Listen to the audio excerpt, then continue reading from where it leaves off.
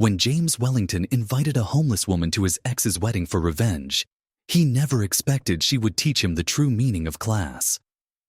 James Wellington III stood at the corner of 5th and Madison, his tailored Armani suit a stark contrast to the grimy city sidewalk.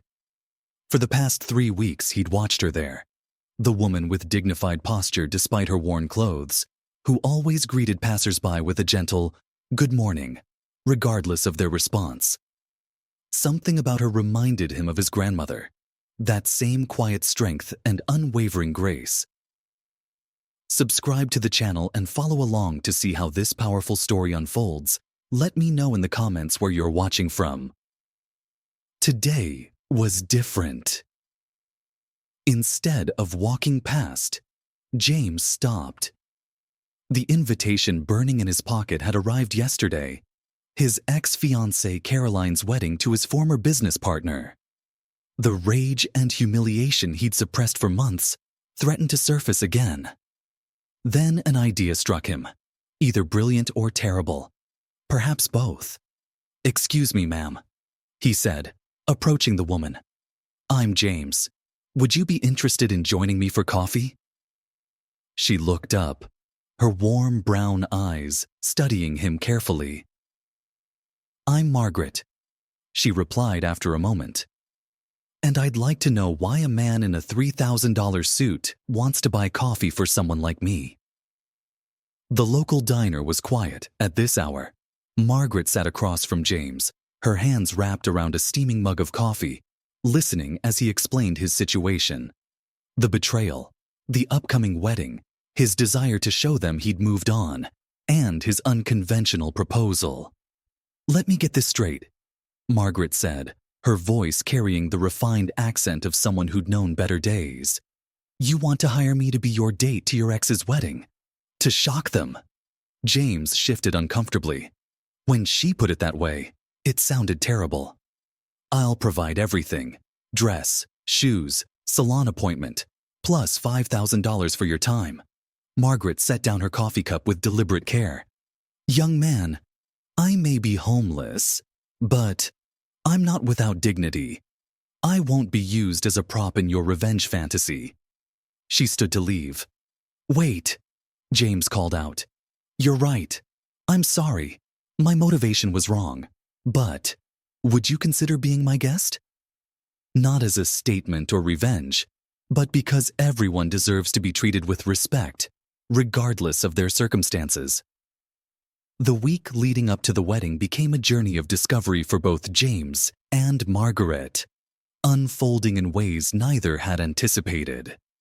Their first stop was a small boutique in the quieter part of downtown, where the owner, an elderly Italian woman named Sophia, welcomed them without a single raised eyebrow at Margaret's appearance.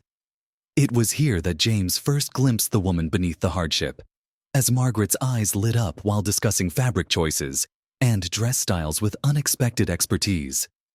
"In another life," Margaret explained as she ran her fingers over a silk chiffon, "I taught a course on the cultural significance of fashion in 19th century literature. Clothes weren't just coverings. They were armor, statements, and sometimes prison bars." She selected a deep purple dress that Sophia had suggested, its elegant cut reminiscent of classic Hollywood glamour. The color, Margaret noted with a small smile, was historically associated with nobility and wisdom. A subtle message that James appreciated more with each passing day.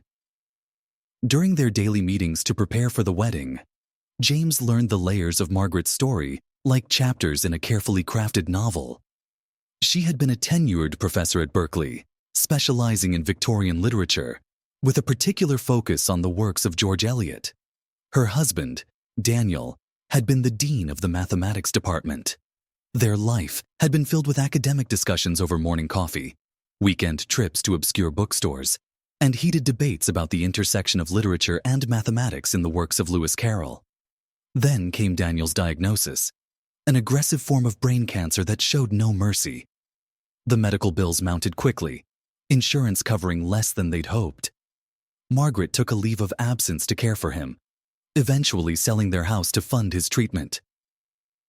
Love, she told James over coffee one afternoon, isn't just about the grand gestures. Sometimes it's about holding someone's hand while they vomit after chemotherapy, or reading them their favorite passages from Middlemarch when they can no longer focus their eyes to read themselves. Daniel had passed away 18 months ago, leaving Margaret with nothing but memories and debt. The academic world, she discovered, could be cruelly forgetful of those who stepped away, even for the noblest of reasons. Without a home or current publications to her name, returning to teaching proved impossible. The streets became her classroom, teaching her lessons about humanity that no amount of literary analysis could have revealed. The transformation wasn't just physical, though that aspect was remarkable enough. The week of preparations revealed Margaret's natural elegance, long buried under layers of necessity and survival. The hairdresser, a young woman named Tracy, took one look at Margaret's silver hair and declared it a crime that such beautiful natural color had been hidden under layers of city grime. The 3-hour session at the salon became a restoration of more than just hair. It was a restoration of dignity. James found himself transformed as well, though more subtly. His initial plan for revenge seemed increasingly childish as he discovered the depth of Margaret's wisdom. During their conversations, she never judged his past actions, but had a way of asking questions that made him examine his motivations more closely. When we read novels, she told him, we often focus on the protagonist's journey. But have you considered that perhaps Caroline's betrayal was merely the inciting incident in your own character development? The makeup artist, recommended by Sophia, worked with a light hand, understanding instinctively that Margaret's beauty lay in the character etched into her features. She enhanced rather than concealed, allowing the dignity of experience to shine through. The result was transformative, not because it masked who Margaret was, but because it revealed who she had always been. Their preparation week also included lessons in current social etiquette, though not in the way James had initially planned. Instead, it was Margaret who often corrected his assumptions about proper behavior. Kindness, she reminded him, is always in fashion. And revenge, my dear James, went out of style somewhere around the time of The Count of Monte Cristo, and even Dumas had his hero learn the emptiness of vengeance in the end. As the week progressed, James found himself sharing more about his own life, the pressure of family expectations, the fear of vulnerability that had potentially contributed to his failed relationship with Caroline, and his growing realization that success in business hadn't translated to success in understanding human nature. Margaret listened with the practiced ear of an educator, occasionally offering insights that cut through his defenses with surgical precision. The physical transformation reached its pinnacle the morning of the wedding. Margaret emerged from the salon looking like the professor she had once been, but with an added layer of wisdom that only life's hardest lessons could impart. The purple dress draped perfectly, suggesting rather than demanding attention. Her silver hair was styled in an elegant updo that Sophia declared simply perfect, and her makeup enhanced her natural features while subtly concealing the weathering effects of street life. But the most striking transformation was in her bearing. With each day of preparation, as she was treated with respect and dignity, Margaret had steadily reclaimed the confidence of her academic days. She stood straighter, spoke with quiet authority, and carried herself with a grace that no amount of coaching could have manufactured. It was the restoration of something that had been temporarily misplaced, not the creation of something new. James, watching her descend the salon stairs, realized that his own transformation had been equally profound, if less visible. The man who had plotted a petty revenge was gone, replaced by someone who was beginning to understand that true class had nothing to do with wealth and everything to do with how one treated others. The St. Patrick's Cathedral stood majestic against the clear autumn sky, its Gothic spires reaching heavenward as guests began arriving for what society columns had dubbed the wedding of the season. James felt Margaret's arm tense slightly as their town car pulled up to the church steps. The whispers began immediately, spreading through the gathering crowd like ripples in a still pond. He heard fragments of hurried conversations. "Is that James Wellington? Who's that with him? Did you see her? She looks like—" Margaret squared her shoulders, a subtle movement that spoke volumes about her inner strength. "Ready to make an entrance, Professor?" James whispered, using the title that had become his private nickname for her. Her answering smile carried all the quiet confidence of her teaching days. As they walked up the church steps, James noticed how skillfully Margaret handled the attention. She didn't shrink from the stares or try to hide. Instead, she acknowledged each curious glance with a gentle nod, her purple dress catching the morning light in a way that made her seem to glow. Several of James's former colleagues did double takes, their expressions shifting from initial shock to genuine intrigue as Margaret passed. The church interior was a masterpiece of floral design, with white roses and orchids cascading from every possible surface. The wedding planner, one James recognized as Caroline's favorite, had outdone herself. The air was heavy with the scent of flowers and anticipation.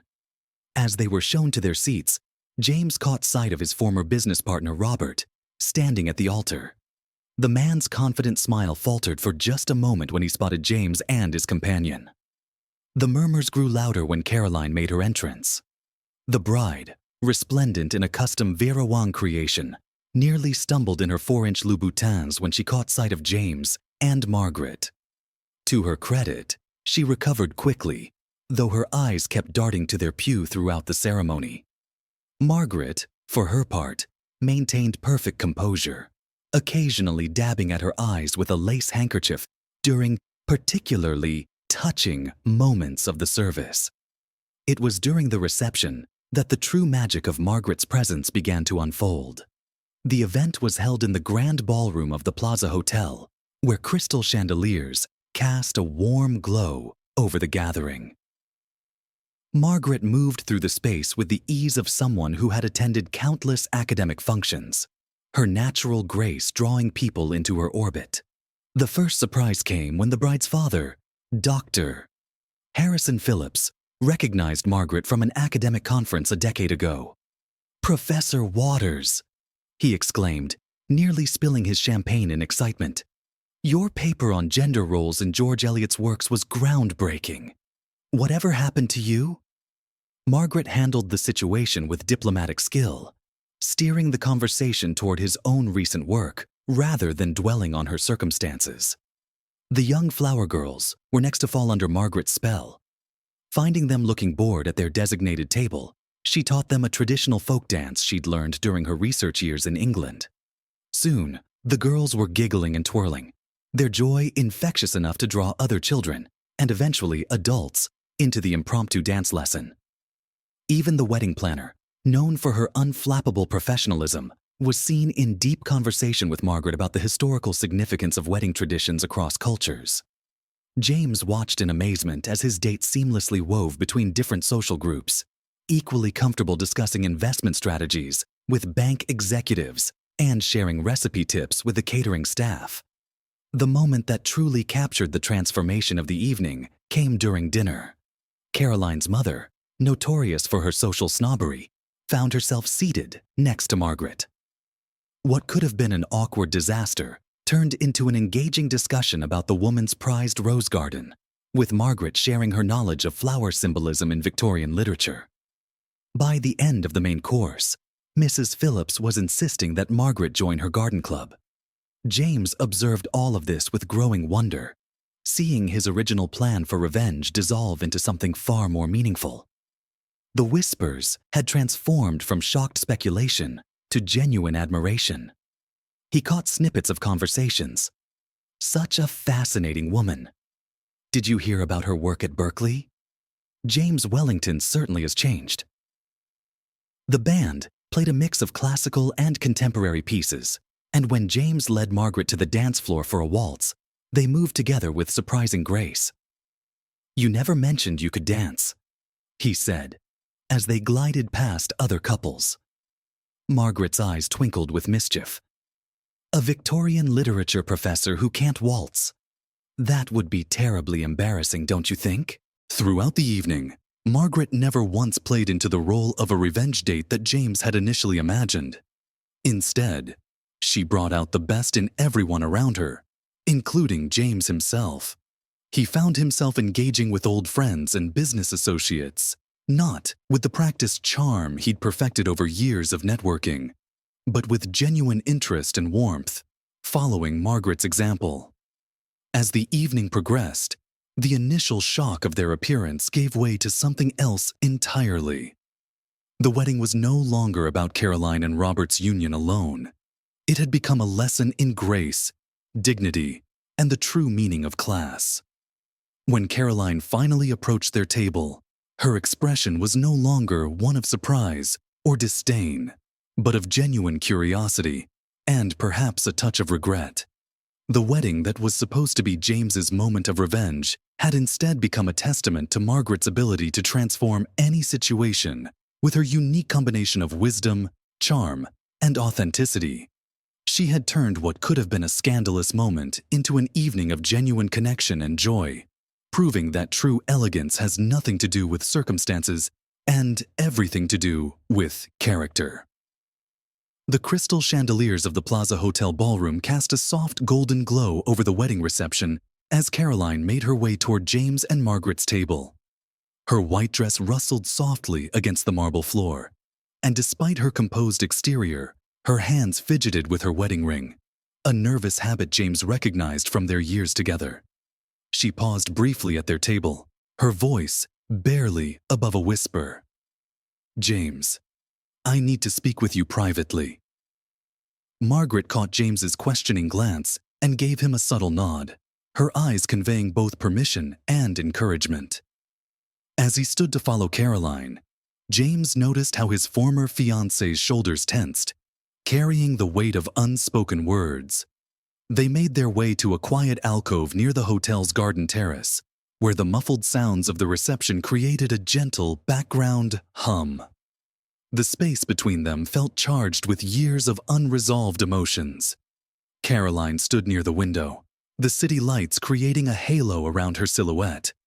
For a moment, James was struck by how familiar yet foreign she seemed, like reading an old letter written in your own handwriting, but not remembering the moment you wrote it. When she finally turned to face him, her carefully applied makeup couldn't hide the tears welling in her eyes. "I've been watching you all evening," Caroline began, her voice trembling slightly. "The way you are with her, with Margaret, it's like watching a completely different person than the man I knew." She paused, dabbing at her eyes with a monogrammed handkerchief. "The James I knew would have walked into this wedding with a supermodel on his arm, someone to make a statement. Instead, you brought someone real, someone with depth, and you've spent the entire evening actually listening to her, learning from her." James started to respond, but Caroline held up her hand, needing to continue. "Do you know what Robert said to me earlier? He said you looked at peace for the first time since he's known you. And he's right. The James Wellington I knew was always performing, in the boardroom, at charity galas, even in our relationship. You were always so focused on maintaining this perfect image, living up to your family name, proving something to everyone." Her words hit James with unexpected force. He found himself leaning against the alcove wall, memories of their relationship flooding back.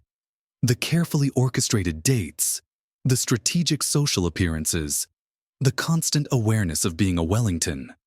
Even their engagement had been a perfectly planned event, documented by a hidden photographer and later featured in society pages. "I've been so wrong about you," Caroline continued, tears now flowing freely. "Or maybe I've been wrong about who you could become.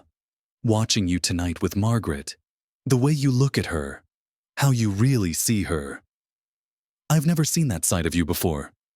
You're present, you're genuine, you're..." She searched for the right word. Human. James felt an unexpected peace settle over him as the truth of her words sank in. "I never showed it before," he replied simply, his voice soft but clear. Margaret taught me to see people differently, to see myself differently. He paused, considering his next words carefully. You know what she said to me when we first met? She said she wouldn't be a prop in my revenge fantasy. She forced me to confront my own motivations, my own authenticity.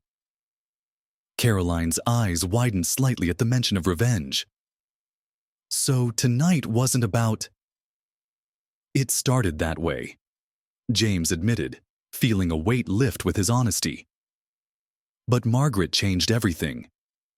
She showed me that real class isn't about appearance or social status. It's about how you treat people, how you connect with them. She's been teaching me what I should have learned years ago. A watery laugh escaped Caroline's lips. She's a professor even now, isn't she? In every moment, James smiled, thinking of all the subtle lessons Margaret had taught him over the past week. You know, she made me realize something else too. Our relationship, yours and mine, it wasn't just about your choices or mine. We were both playing roles we thought we had to play. Caroline nodded slowly, understanding dawning in her eyes. The perfect power couple. The ideal society match. She glanced toward the ballroom where Robert was chatting with guests. With Robert, it's different. He sees me, flaws and all, and I see him. It's messier, but it's real. That's what Margaret's been teaching me about life, James replied. The real connections, the authentic moments. They don't fit into perfect boxes or social expectations. They're complicated and sometimes uncomfortable, but they're true. A comfortable silence fell between them, the kind that only comes when truth has cleared the air. In the distance, they could hear Margaret's warm laugh floating above the reception noise. She was probably sharing another of her fascinating historical anecdotes with captivated guests. Thank you, Caroline said finally, reaching out to squeeze James's hand. Not for coming to the wedding, but for showing me this version of you. It helps me know we both made the right choices, even if we made them in messy ways. As they prepared to return to the reception, Caroline paused one last time. James, don't let her go. Whether she becomes more than a friend or remains a mentor, don't lose this version of yourself that she's helping you discover. Walking back to the reception, James felt lighter than he had in years. The revenge he'd planned had transformed into something far more valuable: redemption, growth, and the beginning of authentic self-discovery. As he approached their table, Margaret looked up with knowing eyes, and he realized that perhaps this had been her plan all along. Not to help him get revenge, but to help him find himself. The night air carried a crisp autumn breeze as James's car pulled away from the Plaza Hotel, leaving behind the sounds of celebration. Margaret sat quietly beside him, her purple dress shimmering under passing streetlights. They were heading back to St. Mary's Shelter, where Margaret had been staying for the past few months.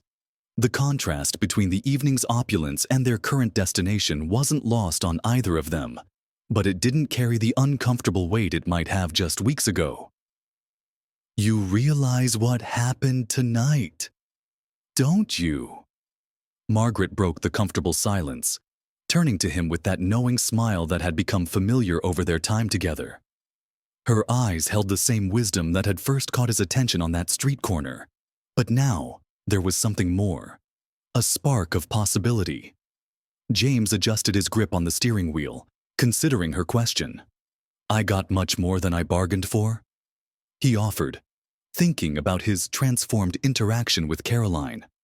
You stopped performing and started living, she corrected, her voice carrying the gentle authority of her professor days. Tonight wasn't about revenge or making a statement. It was about authenticity. Did you notice how differently people responded to you when you weren't trying to prove anything? The observation struck home.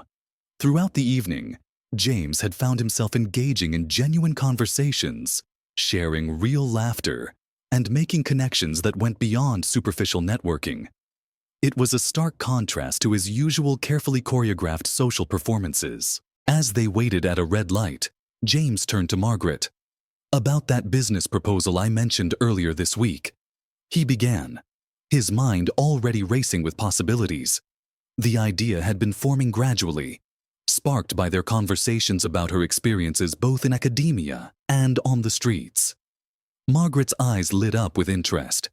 "The transitional housing concept. I've been giving it some thought." Of course she had. Her analytical mind never stopped working, even while teaching flower girls to dance at a society wedding. Over the next hour, parked outside the shelter, they outlined what would become the James Wellington Foundation. The concept was ambitious, yet practical. A comprehensive program that would combine housing assistance with job training and mentorship.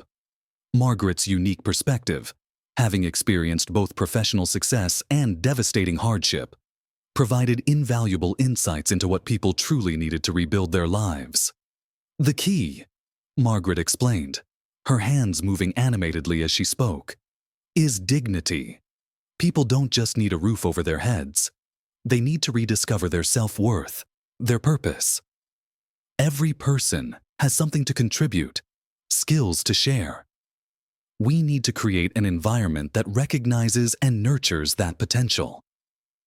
3 months later, the foundation opened its first center in a renovated warehouse on the city's east side. The space was thoughtfully designed, incorporating Margaret's suggestions for private study areas, a computer lab, and communal spaces that encouraged interaction and support among residents. As director, Margaret brought both her academic rigor and street-earned wisdom to the program's development. The program's structure reflected their shared vision. Residents received not just housing, but comprehensive support. Professional clothing for job interviews, mental health services, financial literacy classes, and perhaps most importantly, mentorship from successful professionals in their field of interest. James leveraged his business connections to create employment partnerships, while Margaret's academic background helped establish educational opportunities. Their weekly coffee meetings continued, now held in Margaret's office at the center. These sessions evolved from personal conversations to strategic planning sessions, though they never lost the warmth and honesty that had characterized their relationship from the start. James found himself looking forward to these meetings more than any other part of his week, valuing Margaret's insights not just about the foundation, but about life in general. The foundation's impact grew rapidly. Within the first year, they had helped 35 people transition from homelessness to stable employment and housing. Each success story carried its own unique journey. The former teacher who now ran their educational programs, the veteran who became their facilities manager, the young artist who now taught art therapy classes to other residents. One particular morning, about a year after the wedding, James arrived at the center to find Margaret in the community room, surrounded by residents sharing breakfast and stories. The scene struck him powerfully. This was what real wealth looked like. Not the artificial glamour of society weddings or the cold numbers in bank accounts, but the rich tapestry of human connections and transformed lives. "You know," Margaret said later that day during their coffee meeting, "this isn't quite what I expected when you asked me to be your wedding date." Her eyes twinkled with amusement as she stirred her coffee, still served in the same type of cheap diner mug where they'd first hatched their plan. James laughed, realizing how far they'd come from that first meeting. "Life rarely gives us what we expect," he replied. "Sometimes it gives us what we need instead." The foundation became more than just a charitable organization. It was a testament to the power of authentic connection and purpose. James found himself transformed from a man seeking revenge to someone genuinely committed to making a difference.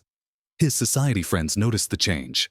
Gone was the polished facade, replaced by genuine passion when he spoke about the foundation's work. And if those weekly coffee meetings gradually evolved into dinner discussions, and if Margaret's mentorship slowly blossomed into something deeper, well, as she often said, quoting George Eliot, "It is never too late to be what you might have been." Their story had become about much more than a wedding date or a foundation. It was about two people who helped each other find their true purpose, proving that sometimes the best new beginnings come disguised as endings.